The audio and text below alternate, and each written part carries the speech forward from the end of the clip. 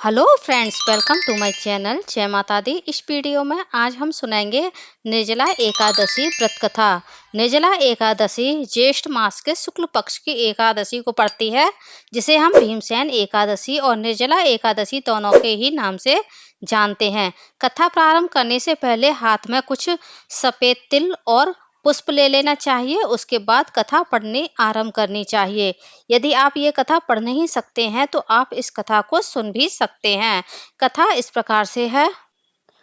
भगवान श्री कृष्ण बोले, हे राजन, इसके बारे में तो परम धर्मात्मा सत्यवती नंदन व्यास जी बताएं। तब वेद व्यास जी ने कहा कि दोनों पक्षों कृष्ण पक्ष और शुक्ल पक्ष की एकादशी में अन्न खाना वर्जित है। द्वादशी के दिन स्नान आदि के बाद पहले ब्राह्मणों को भोजन कराना चाहिए और अंत में स्वयं भोजन करना चाहिए।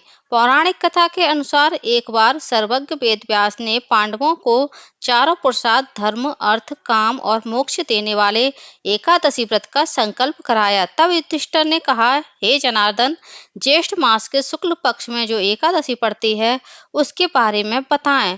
भगवान श्री कृष्ण बोले, हे राजन, इसके बारे में तो परम धर्मात्मा सत्यवती नंदन जी व्यास जी ही बताएंगे। तब वेद व्यास जी ने कहा कि दोनों पक्षों कृष्ण और शुक्ल पक्ष की एकादशी में अन्न खाना वर्जित है। द्वादशी के दिन स्नान आदि के बाद पहले ब्राह्मणों को भोजन कराना चाहिए और अंत में स्वयं भोजन करना चाहिए।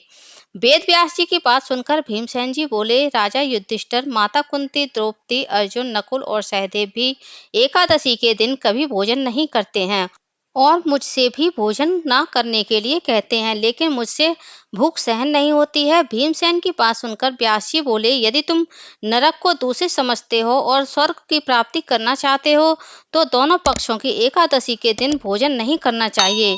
भीमसेन जी बोले, मैं सच कहता हूँ, मुझसे बिना भोजन किए व्रत व उपवास नहीं किया जाता है। मुझे भूख हमेशा लगती है और अधिक भोजन करने के बाद ही मेरी भूख शांत होती है। इसलिए महामुनि, मैं हर माह में 2 नहीं बल्कि पूरे वर्ष में एक ही उपवास कर सकता हूँ, जिससे कि मुझे स्वर्ग की प्राप्ति हो सके और मैं कल्याण का भागी बन सकूं। यदि ऐसा कोई उपाय है, कोई व्रत है तो बताइए।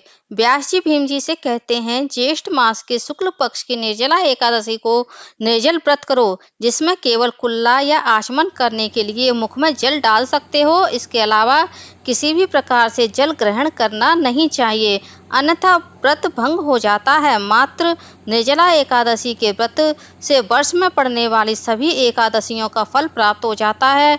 स्त्री या पुरुष जो भी एकादशी व्रत के नियम का पालन करता है वह पुण्य का भागी होता है। व्यास जी के कहने पर भीम जी ने पूरी निष्ठा और श्रद्धा से निर्जला एकादशी व्रत रखा। इसलिए निर्जला एकादशी को पांडव एकादशी या भीमसेन एकादशी के नाम से भी जाना जाता है। बोलिए विष्णु भगवान की जय। श्रीमन नारायण। फ्रेंड्स, आप लोगों को मेरा यह वीडियो कैसा लगा कमेंट्स करके जरूर बताइएगा, और यदि आप मेरे चैनल पूनम की आस्था पर पहली बार आए हैं तो प्लीज़ चैनल को सब्सक्राइब कर लीजिए। वीडियो को ज़्यादा से ज़्यादा लाइक कीजिए, शेयर कीजिए, साथ ही बेल आइकन को प्रेस कर दीजिए ताकि हमारे आने वाली सारी लेटेस्ट वीडियो की नोटिफिकेशन आप लोगों को टाइम से मिल सके। कमेंट्स बॉक्स में विष्णु भगवान की जय या श्रीमन नारायण जरूर लिखें। धन्यवाद फ्रेंड्स।